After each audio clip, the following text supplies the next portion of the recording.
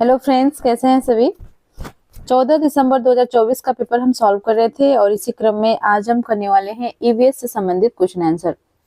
और ईवीएस के क्वेश्चन जो है आपका क्वेश्चन नंबर 61 से स्टार्ट होते हैं आपके क्वेश्चन पेपर में, और लाइव क्वेश्चन पेपर में ही हम इसे सॉल्व कर रहे थे। ठीक है, सीडीपी के क्वेश्चन हमने कंप्लीट कर लिया है, जिसे हमने एक प्लेलिस्ट में अपलोड कर दिया है। प्लेलिस्ट का नाम है सीटेट फरवरी 2026 पेपर 1। ठीक है, उस प्लेलिस्ट में हमने पिछले प्रीवियस ईयर क्वेश्चंस और भी अपलोड कर रखे हैं और इस पेपर का सीडीपी के क्वेश्चन भी अपलोड कर दिए हैं। तो शुरू करते हैं वीडियो को। क्वेश्चन 61 से करेंगे। क्वेश्चन है, गाय के आगे के दांत छोटे तथा पीछे के दांत चपटे और बड़े होते हैं, ऐसा क्यों होता है। तो गाय के आपने दांत यदि देखा होगा तो आगे के जो उनके दांत होते हैं वो छोटे होते हैं तथा पीछे के दांत जो होते हैं वो चपटे और बड़े होते हैं। ऐसा क्यों होता है। आपके ऑप्शन है घास कुतरने तथा घास को काटने के लिए, घास काटने तथा घास चबाने के लिए, घास चबाने तथा घास काटने के लिए, घास काटने तथा घास को कुतरने के लिए। तो देखिए, गाय का जो आगे का दांत छोटा होता है, छोटे दांत से वो क्या करते हैं। तो यहाँ पे देखिए करेक्ट आंसर आपका हो जाएगा छोटे दांत से जो है वो घास को काटते हैं। ठीक है, आगे के जो दांत छोटे छोटे होते हैं उससे जो है घास को काट लेते हैं, और जो पीछे चपटे और बड़े दांत होते हैं उससे वो घास चबाने का काम करते हैं। ठीक है, तो करेक्ट आंसर यहाँ पे हो जाएगा ऑप्शन सेकंड, घास काटने तथा घास चबाने के लिए। नेक्स्ट है क्वेश्चन 62 है, आज अब भारत में 10 यानी कि 10 AM समय है, आज ही डैश में लगभग मध्याह्न है। तो देखिए यदि आज जो है भारत में अभी 10 बज रहा है तो आज ही जो है कहाँ पर जो है मध्याह्न होगा, यानी कि दोपहर का समय होगा। तो यहाँ पे देखिए ऑप्शन है आपके सिंगापुर, लंदन, कराची, जापान। तो यहाँ पे देखिए लंदन जो है नहीं होगा, क्योंकि यहाँ पे देखिए जो 0 डिग्री जो ग्रीनविच का रेखा होता है वो लंदन से ही स्टार्ट होता है। तो लंदन जो है भारतीय मानक समय से पीछे है, और ये जो है ग्रीनविच रेखा जो है वहीं से स्टार्ट होती है लंदन से, और भारतीय मानक समय जो है 82.5 डिग्री जो है ये आगे है। ठीक है, 82.5 डिग्री पर है, यानी कि ये जो है 5.5 घंटा आगे है। भारतीय मानक समय 5.5 घंटा आगे है ग्रीनविच समय से। ठीक है, तो यहाँ पे देखिए करेक्ट जो हो जाएगा इसमें हो जाएगा आपका सिंगापुर, क्योंकि सिंगापुर जो है भारत के बाद में बढ़ता है। ठीक है, यहाँ पे भारत है 82.5 डिग्री में, इसके बाद यहाँ पर जो है क्या है, सिंगापुर है। तो इसी कारण से जो है इसका वहां पर जो है अभी के टाइम में दोपहर हो रहा होगा, यानी कि मध्याह्न हो रहा होगा। तो करेक्ट आंसर इसका हो जाएगा ऑप्शन 1 सिंगापुर। नेक्स्ट है क्वेश्चन 3, पर्यावरण अध्ययन की बाल केंद्रित कक्षा में निम्नलिखित में से कौन सी क्रिया सबसे कम होती दिखाई देगी। तो देखिए जो बाल केंद्रित कक्षा होगा उसमें जो है कौन सी क्रिया सबसे कम होती दिखाई देगी, यानी कौन सा जो है कार्य बहुत कम होगा।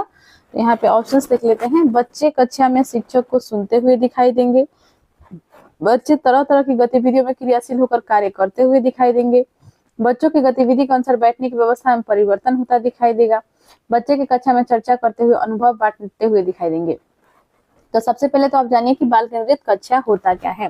तो बाल केंद्रित कक्षा वो कक्षा है जिसमें बच्चे जो हैं खुद से कार्य करके सीख रहे होते हैं, उनसे जो है विभिन्न गतिविधियां कराई जाती हैं, उनके लिए जो आवश्यक सामग्री है वो भी उपलब्ध कराई जाती है, और बच्चे जो है समूह में कार्य करके, और वहां पर जो है आपको हो सकता है अनुशासन जो है की कमी दिखे। ठीक है, क्लासरूम में ये भी होता है, क्योंकि बच्चे जो है इधर उधर होते हैं, समूह बनाए हुए होते हैं और कार्य कर रहे होते हैं, अपने काम में इन्वॉल्व रहते हैं, तो अनुशासन पूरा तरह से मेंटेन कर पाना वहाँ पे पॉसिबल नहीं होता है।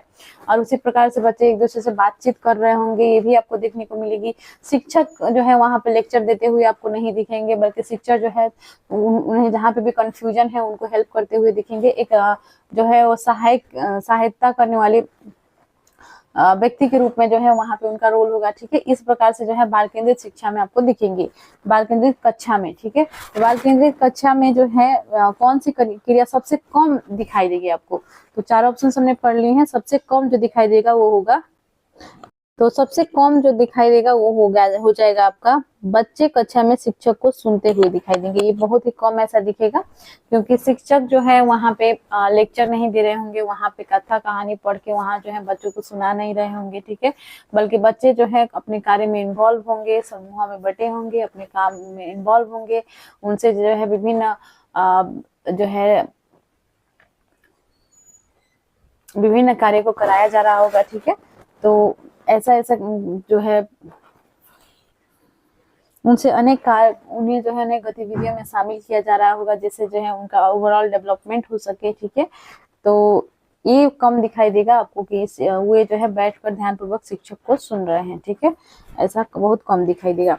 और तरह तरह की गतिविधियों में क्रियाशील होकर कार्य करते हुए दिखाई देंगे, बिल्कुल सही है। गतिविधि के अनुसार बैठने की व्यवस्था में परिवर्तन होता दिखाई देगा, ये भी सही है। बच्चे कक्षा में चर्चा करते हुए अपने अनुभव को बांटते हुए भी दिखाई देंगे, बिल्कुल सही है। यहाँ पे देखिए राइट आंसर जो हो जाएगा ऑप्शन 1 होगा, बच्चे कक्षा में शिक्षक को सुनते हुए दिखाई देंगे, ऐसा बहुत कम दिखेगा। नेक्स्ट है क्वेश्चन 64। पर्यावरण अध्ययन का एक शिक्षक कुछ बच्चों की गतिविधि कराने के दौरान कुछ महत्वपूर्ण घटनाओं का अवलोकन करता है तथा उसका एक वर्णनात्मक टिप्पणियां भी दर्ज करता है। निम्नलिखित में से कौन सा आकलन का उपकरण हो सकता है? तो यहाँ पे देखिए प्रश्न में आपसे पूछा गया है कि पर्यावरण अध्ययन के एक शिक्षक हैं, यानी कि जो ईवीएस के एक शिक्षक हैं, वो कुछ गतिविधि करा रहे हैं बच्चों से, ठीक है। तो गतिविधि कराने के दौरान जो है वो कुछ महत्वपूर्ण जो घटनाएं वहाँ पे हो रहे हैं उसका अवलोकन कर रहे हैं और उसका जो है एक वर्णनात्मक टिप्पणी भी दर्ज कर रहे हैं, ठीक है। तो ये कौन सा आकलन का उपकरण हो सकता है? तो आकलन का उपकरण कौन कौन से दिए गए हैं? उपाख्यानात्मक अभिलेख, रेटिंग स्केल, पोर्टफोलियो, अवलोकन सूची। तो इसका जो है राइट आंसर यहाँ पे हो जाएगा उपाख्यानात्मक अभिलेख, ठीक है। रेटिंग स्केल नहीं होगा, पोर्टफोलियो नहीं होगा, क्योंकि पोर्टफोलियो जो है पूरा वर्ष भर का जो है बच्चों को देखा जाता है कि शुरू से लेकर अंतिम तक जो है उनका रिकॉर्ड रखा जाता है, अवलोकन करके उनका जो है एक रिकॉर्ड बनाया जाता है, वो बच्चों का पोर्टफोलियो होता है, ठीक है।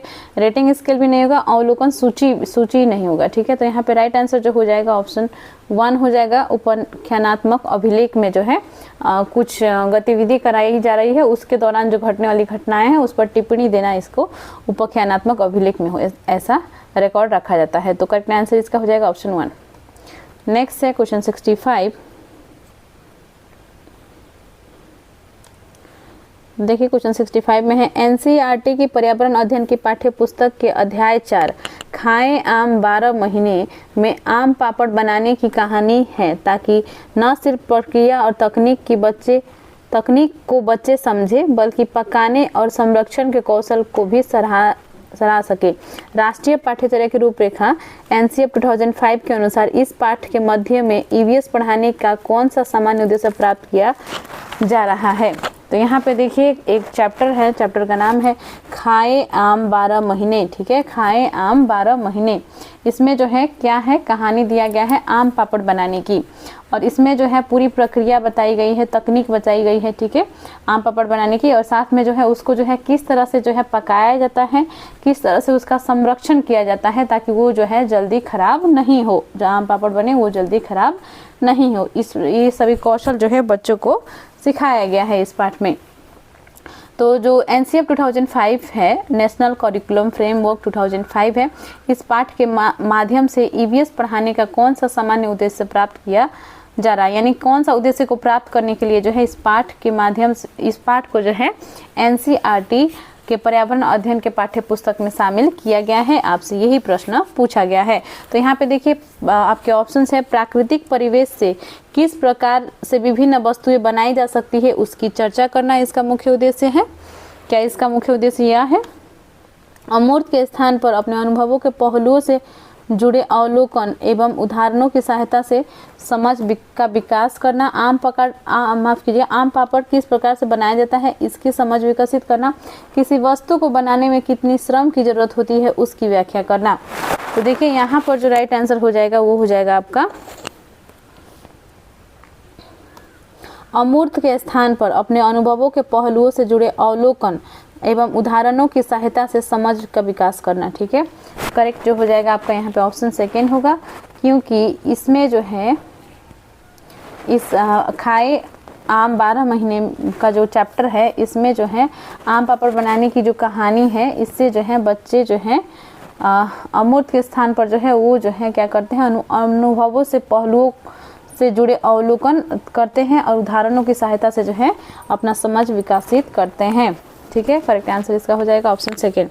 आपको लग रहा होगा कि आम पापड़ किस तरह से बनाया जाता है, इसकी समझ विकसित करने के लिए जो है कहानी दिया गया है, नहीं, ये उनका मुख्य उद्देश्य नहीं है कि बच्चे जो है आम पापड़ बनाना सीख ले, बल्कि ये उनका जो है सीखने का तरीका वो सीखे कि किस तरह से जो है अनुभवों के माध्यम से जो है वो सीख सकते हैं और उदाहरण के माध्यम से वो समझ सकते हैं। तो ऑप्शन यहाँ पे सेकेंड राइट हो जाएगा। आगे बढ़ते हैं।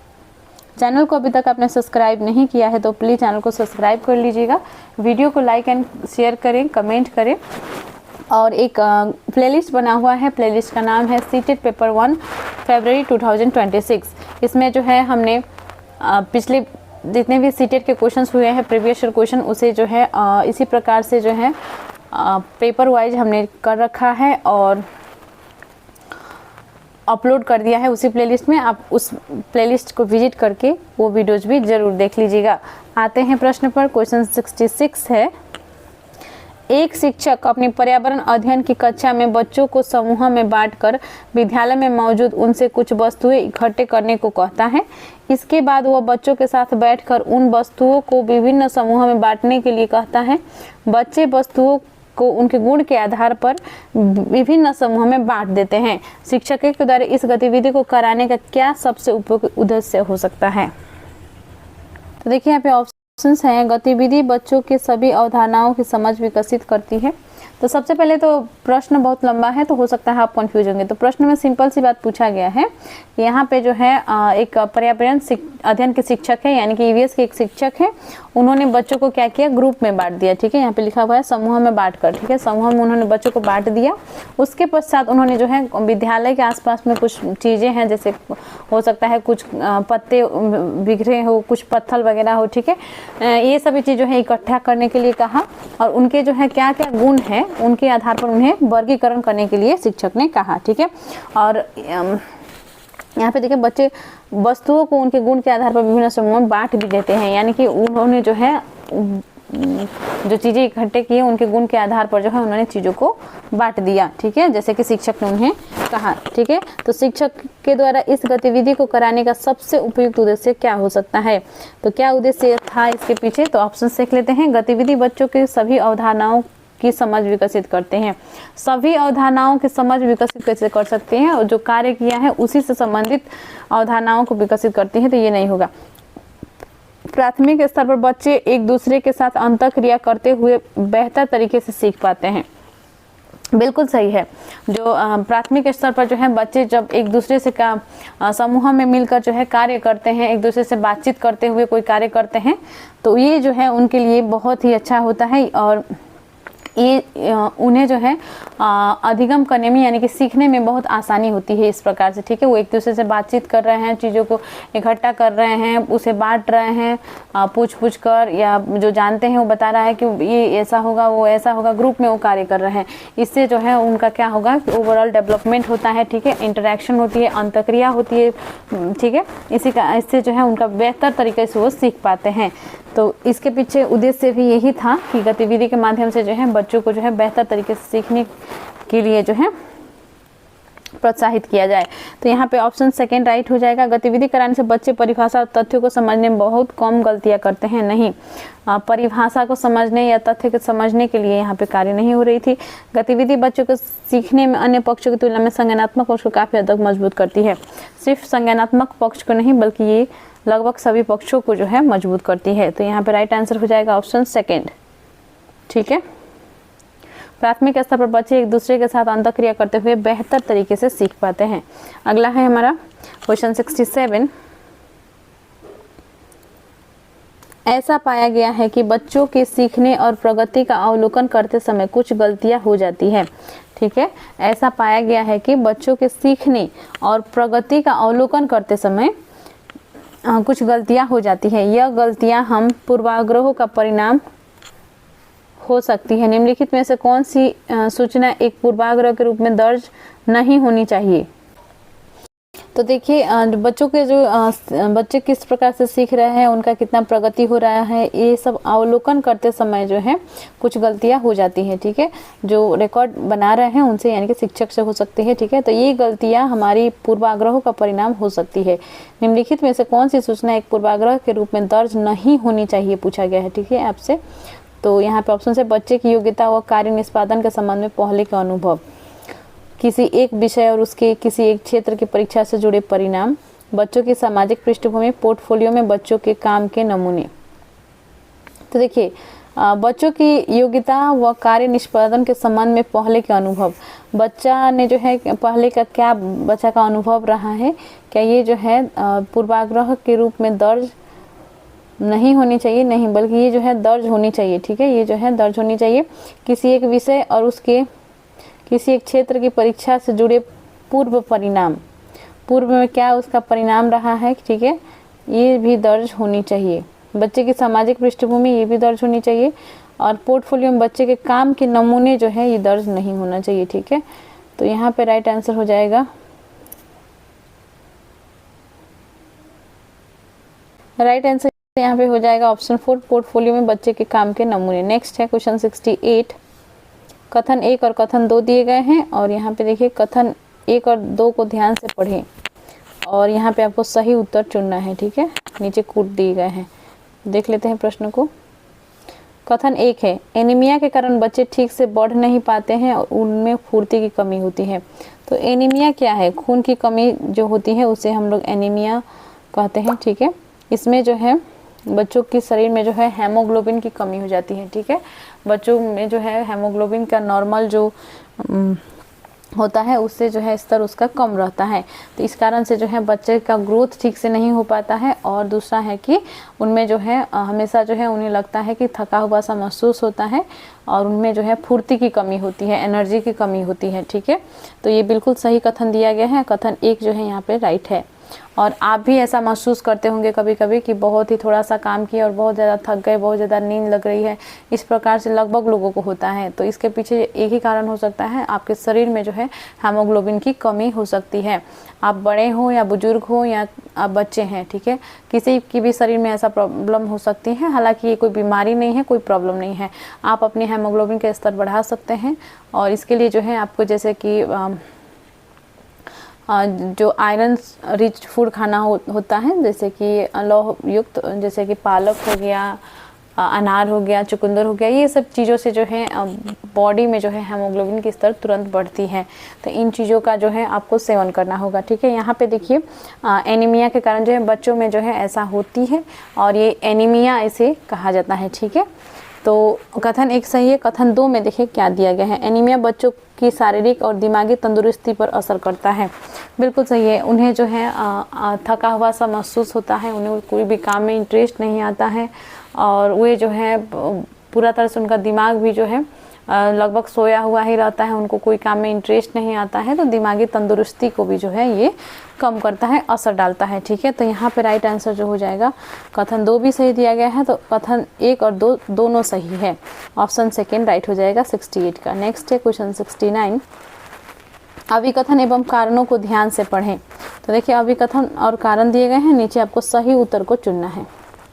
अभिकथन देखिए, हाथियों के झुंड में केवल हथिनियाँ और बच्चे ही रहते हैं। तो क्या हाथियों के झुंड में जो है केवल हथिनियाँ और बच्चे ही रहते हैं? तो यहाँ पे देखिए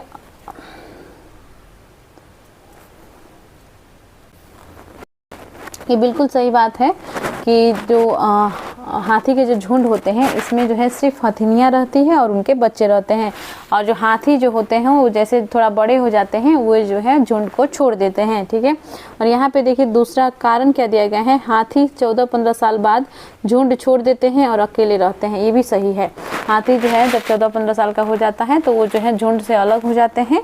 जब तक वो छोटे रहते हैं तब ग्रुप में ही रहते हैं, लेकिन जैसे ही यानी कि जब वो बच्चे होते हैं, ठीक है, जब बड़े हो जाते हैं 14-15 साल के हो जाते हैं उसके पश्चात जो है वो झुंड को छोड़ देते हैं और वे अकेले रहना शुरू कर देते हैं। तो ये दोनों कथन जो है यहाँ पे दोनों जो है सही है, अभिकथन और कारण दोनों सही दिया गया है और व्याख्या भी यहाँ पे सही है। तो करेक्ट हो जाएगा इसमें, दोनों अभिकथन और कारण सही है एवं कारण अभिकथन की सही व्याख्या है। तो राइट आंसर यहाँ पे हो जाएगा ऑप्शन सेकेंड। अगला है हमारा क्वेश्चन 70। अभिकथन ए तथा कारण आर को ध्यान से पढ़े और सही विकल्प को चुने। यहाँ पे देखिए क्या दिया गया है अभिकथन में, जिन बकरियों के बालों से मुलायम पश्मीना शॉल बनाए जाते हैं वो लगभग 5000 मीटर ऊंचाई में पाए जाते हैं जहां बहुत सर्दी पड़ती है। तो देखिए पश्मीना शॉल जो है ऐसा शॉल होता है जो लगभग 6 स्वेटर के बराबर जो है ये काम करता है। ठीक है, एक पश्मीना शॉल आप ओढ़ लीजिए, वहाँ पर जो है 6 स्वेटर जहाँ पे ओढ़ी पहनिएगा उसके समान ये कार्य करता है एक पश्मीना शॉल। और ये बहुत ही सॉफ्ट, मुलायम और अच्छा होता है, इसका क्वालिटी बहुत ही अच्छा होता है। ठीक है, और आपसे प्रश्न भी पूछा जाता है इसलिए मैंने आपको बता दिया। और साथ में ये भी प्रश्न पूछा जाता है कि पश्मीना शॉल जो है बुनने में जो है कितना टाइम लगता है। ठीक है, तो लगभग 250 घंटा टाइम आपका लग जाता है। ठीक है, तो यहाँ पे देखिए पश्मीना शॉल कहाँ से किससे मिलते हैं, तो ये जो पहाड़ी एरिया में जो बकरियां होती हैं उनके बालों से जो है ये बनाया जाता है पश्मीना शॉल। ठीक है, और ये लगभग 5000 मीटर ऊंचाई में पाए जाते हैं जहाँ बहुत सर्दी पड़ती है। बिल्कुल सही है, ये उन्हीं बकरियों के बालों से जो है ये पश्मीना शॉल बनाए जाते हैं। तो अभिकथन बिल्कुल सही है। और देखते हैं कारण, इतनी सर्दी से बचने के लिए बकरियों के शरीर पर गर्म बालों के परत उग जाते हैं, ये भी सही है।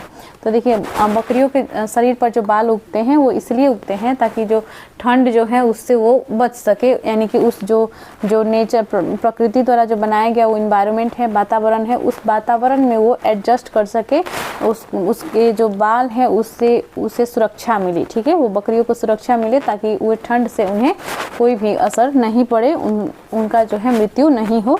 इससे बचने के लिए, वातावरण में एडजस्ट करने के लिए जो है ऐसा कराया जाता है। तो आपने जो थ्योरी ऑफ नेचुरल सिलेक्शन पढ़ा होगा, जो एडजस्ट करने के लिए जो डार्विन ने जो है थ्योरी दिया था, उन्होंने कहा था जो प्राणी है वो एडजस्ट यदि कर जाता है इस इन्वायरमेंट में तो जी जाता है, लेकिन जो एडजस्ट नहीं कर पाता है तो वो नहीं बचता है। ठीक है, तो उसी प्रकार से इवोल्यूशन का थ्योरी उन्होंने दिया था, थ्योरी ऑफ नेचुरल सिलेक्शन, उसमें इन्होंने यही बात कहा था। चार्ल्स डार्विन का थ्योरी है, आपको पता भी होगा। तो यहाँ पे देखिए इतनी सर्दी से बचने के लिए बकरियों के शरीर पर गर्म बालों के परत उग जाते हैं, ये भी बिल्कुल सही है। तो कथन और कारण दोनों सही है और यहाँ पे व्याख्या भी सही दिया गया है। तो ए और आर दोनों सही है, आर ए की व्याख्या करता है। ऑप्शन सेकेंड राइट होगा क्वेश्चन 70 का। 71 पे आते हैं। नीचे दिए गए कथनों ए और बी पर विचार कीजिए। तो देखिए कथन ए है, सन 1969 में नील आर्मस्ट्रांग चांद पर उतरने वाले सबसे पहले व्यक्ति थे। तो चांद पर जाने वाला सबसे पहला व्यक्ति कौन थे? तो वो थे नील आर्मस्ट्रांग, बिल्कुल सही है। और कब वो गए थे? तो वो गए थे 1969 में। ठीक है, तो ये भी सही है। और देखिए कथन बी, सन 2007 में कल्पना चावला अंतरिक्ष में सबसे लंबे समय तक रहने वाली पहली महिला थी। तो क्या 2007 में कल्पना चावला अंतरिक्ष में गई थी? तो देखिए कल्पना चावला जो है 2007 में जो है वो अंतरिक्ष में नहीं गई थी, 2003 में दूसरी बार जो है वो 2003 में गई थी। ठीक है, तो फर्स्ट में जो है वो 1997 में गई थी कल्पना चावला अंतरिक्ष में, और दूसरी बार वो गई थी 2003 में। ठीक है, 2003 में गई थी, 2007 तो होगा ही नहीं, तो ये तो गलत ही हो गया। यहाँ पे देखिए स्टेटमेंट ए सही है, कथन ए सही है, कथन बी गलत है। तो राइट आंसर यहाँ पे हो जाएगा ए सही है, बी गलत है। तो ऑप्शन 4 में दिया गया है ए सही है परंतु बी गलत है। ठीक है, ऑप्शन 4 राइट है। क्वेश्चन 72 पे आते हैं। निम्नलिखित में से सही मिलान चुनिए। तो देखिए भारतनाट्यम जो है ये किस राज्य का जो है नृत्य है? कथक, कर्नाटक, बिहू, असम, लावणी, तमिलनाडु। तो राइट आंसर जो होगा इसमें कौन सा हो जाएगा? वो हो जाएगा आपका बिहू, असम। ठीक है, बिहू जो है असम में जो है ये असम का एक फेमस नृत्य है। ठीक है, भारतनाट्यम नहीं होगा, ये जो 3 ऑप्शन है ये गलत दिए गए हैं। तो राइट आंसर यहाँ पे हो जाएगा ऑप्शन 3। क्वेश्चन 73 है, मोहन कक्षा 5 का एक पर्यावरण अध्ययन का शिक्षक है। वो अपनी कक्षा में निम्नलिखित गतिविधि को श्यामपट्ट पर लिखता है। अपने माता पिता, दादा दादी के समय पानी की उपलब्धता के बारे में पता करें और उसकी वर्तमान स्थिति से तुलना करें। उपरोक्त गतिविधि के लिए निम्नलिखित में से कौन सी सबसे उपयुक्त रणनीति होगी। तो देखिए मोहन जो है कक्षा 5 का एक पर्यावरण शिक्षक है और उन्होंने क्या कहा कि गतिविधि कराया कि सैमपट पर लिखा उन्होंने कि अपने माता पिता दादा दादी के समय पानी की उपलब्धता के बारे में पता करें। यानी कि आपके जब माता पिता के टाइम में, आपके दादा दादी के समय में जो है पानी किस प्रकार से थी, कितना जो है पानी उपलब्ध थी और पानी जो है साफ़ होती थी या गंदा होती थी, पानी जो है पानी की कमी शहरों में जैसे कि अभी के वर्तमान समय में देखी जाती है, उस तरह से क्या पानी का किल्लत होती थी या नहीं होती थी, ये सभी चीज़ें, ठीक है। या ग्रामीण एरिया में जो है क्या पानी जो है जिस तरह से अभी आते हैं उसी प्रकार से आते थे या कुछ चेंजेस थे। तो यहाँ पे देखिए उस समय में और वर्तमान स्थिति में तुलना करने के लिए यहाँ पे कहा गया है। तो उपरोक्त गतिविधि के लिए निम्नलिखित में से सबसे उपयुक्त रणनीति होगी, कौन सा सबसे उपयुक्त रणनीति होगी। तो यहाँ पे ऑप्शन है परियोजना, चर्चा करना, साक्षात्कार, भूमिका निर्वहन। तो यहाँ पे देखिए करेक्ट जो होगा इसमें वो हो जाएगा परियोजना, ठीक है, परियोजना सही होगा। चर्चा करना उतना सही नहीं रहेगा, साक्षात्कार तो होगा ही नहीं, भूमिका निर्वहन पानी वाला में जो है क्या भूमिका निर्वहन करना उतना जो है इसके लिए एग्जैक्ट जो है रोल प्ले नहीं हो पाएगा, तो ये भी नहीं होगा। राइट आंसर यहाँ पे हो जाएगा परियोजना। इससे जो है परियोजना तैयार किया जाएगा कि उस समय जो है क्या स्थिति थी और वर्तमान में जो है पानी की क्या स्थिति है, ठीक है। तो राइट आंसर यहाँ पे हो जाएगा ऑप्शन 1 इसका 73 का। क्वेश्चन 74 पे आते हैं। एक व्यक्ति मृत समुद्र या खारी जल में नहीं डूबेगा भले ही वो तैरना न जानता हो, इसकी वजह है। तो देखिए एक व्यक्ति मृत समुद्र या खारी झील में नहीं डूबेगा, क्यों नहीं डूबेगा। तो देखिए जो खारी झील होती हैं उसमें जो है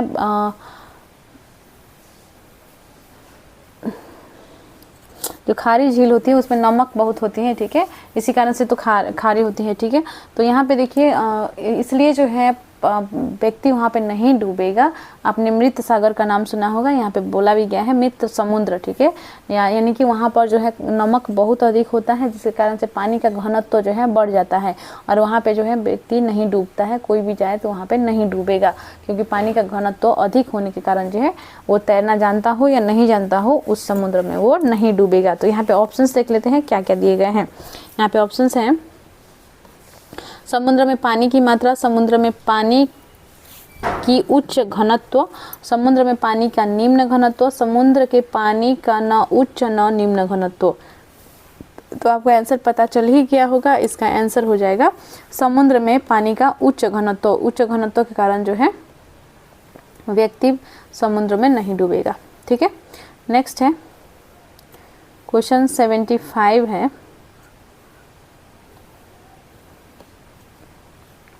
कथन ए और बी को ध्यान से पढ़ें। तो कथन ए में है ठंड के मौसम में छिपकलियां लंबी और गहरी निद्रा में चले जाते हैं।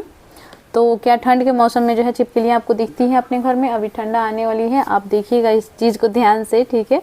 आपके घर में जो है छिपकलियां दिख रही हैं या नहीं दिख रही हैं? और गर्मी के दिन में तो आप देखते हैं हर जगह छिपकलियां घूमती हुई दिखती हैं आपको, ठीक है। और बारिश के मौसम में भी आप देखते हैं कि थोड़ा सा जो है लाइट के ऊपर कीड़ा आकर बैठने लगे और वो कीड़ा को खाने के लिए वहाँ पे पहले से तैयार बैठी हुई रहती है, ठीक है। तो यहाँ पे देखिए ठंड के मौसम में छिपकलियाँ लंबी और गहरी नींद में चली जाती हैं। तो ये जो है बिल्कुल सही है, ठीक है। वो जो है गहरी नींद में चली जाती हैं, इसी कारण से वो दिखाई नहीं देती हैं। तो यहाँ पे सही है, कथन ए राइट दिया गया है। कुछ ऋतुओं में कुछ जानवर लंबी गहरा नींद में चले जाते हैं, बिल्कुल सही है। जैसा कि आपको एग्जाम्पल में भी दे ही दिया गया एक छिपकली का, ये जो है लंबी और गहरी नींद में ठंडे के मौसम में चले जाते हैं। उसी प्रकार से जो है कुछ अन्य जानवर भी होते हैं, ठीक है। तो यहाँ पे राइट आंसर हो जाएगा कथन बी भी सही है। तो राइट हो जाएगा यहाँ पे दोनों ए और बी सही है और ए की सही व्याख्या है, ठीक है। तो हमने जो है क्वेश्चन 75 तक कर लिया है। नेक्स्ट वीडियो में हम ईवीएस के जो बचे हुए 15 प्रश्न है पेडागोजी वाले क्वेश्चन से उसे कर लेंगे। क्वेश्चन 75 से लेकर 90 तक के क्वेश्चंस को कर लेंगे। क्वेश्चन 76 से लेकर 90 तक के क्वेश्चंस को करेंगे, ठीक है। तो मिलते हैं नेक्स्ट वीडियो में। चैनल को अभी तक आपने सब्सक्राइब नहीं किया है तो प्लीज़ चैनल को सब्सक्राइब कर लीजिए। और इससे पहले भी हमने जो है ऑलरेडी प्रीवियस क्वेश्चन सीटेट के अपलोड कर दिए हैं और इस पेपर का जो 14 दिसंबर 2024 का पेपर का है, इससे संबंधित CDP के क्वेश्चन क्वेश्चंस भी प्लेलिस्ट में अपलोडेड है। प्लेलिस्ट का नाम है सीटेट पेपर 1 फरवरी 2026। तो मिलते हैं नेक्स्ट वीडियो में। धन्यवाद। चैनल को अभी तक आपने सब्सक्राइब नहीं किया है तो प्लीज़ चैनल को सब्सक्राइब कर लीजिएगा, वीडियो को लाइक एंड शेयर कर दें और कमेंट भी करें। धन्यवाद।